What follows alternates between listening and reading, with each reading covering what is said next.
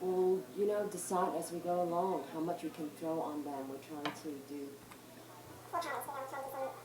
I tend to have a very organic process for documentaries. I don't start top down. I really like to start from the material and see what's there and see what it's worth, and let the strength of the material dictate what we have and where the film goes. So you have to follow your own system of attractions and just dive into the things that attract you most. And say, I really love this scene, I want to cut it.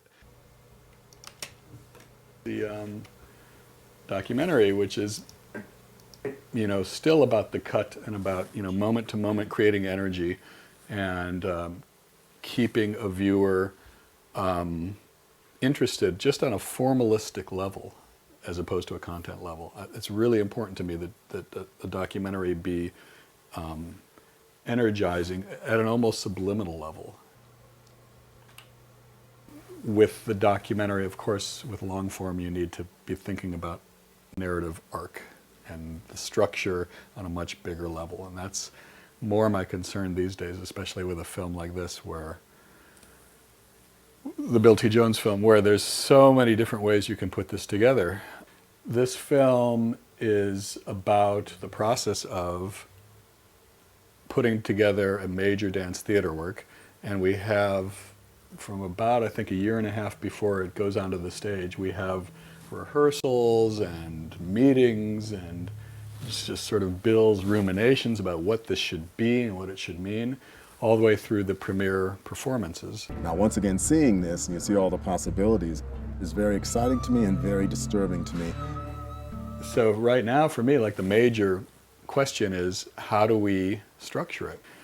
And the reason that that question is so crucial is because one of the coolest things that we can do with this film, I think, is to show the evolution of a dance phrase, where, you know, starting from way back, where we see somebody like just creating a movement, a phrase, and then it changes and evolves, and Bill critiques it, and then it ends up in the performance a completely different way. Get the leg in front of you. This, in front. I don't want to see that.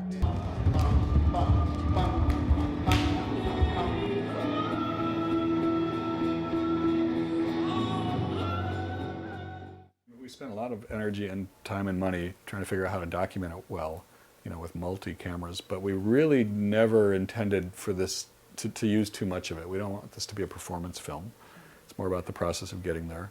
But, you know, how to weave it in, or how to intercut it, is still the big question.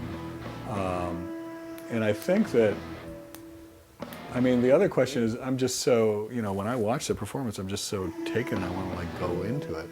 And how do you get any sense of continuity, of that kind of enjoyment? How do you give the viewer that kind of enjoyment of staying with the performance for a few minutes in a film that is this, you know, has to do this much work in a short amount of time?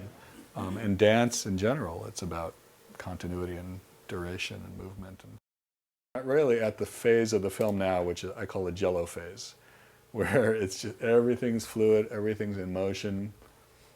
It's really impossible to know. And in most cases, like I just said, if this is going to be a film.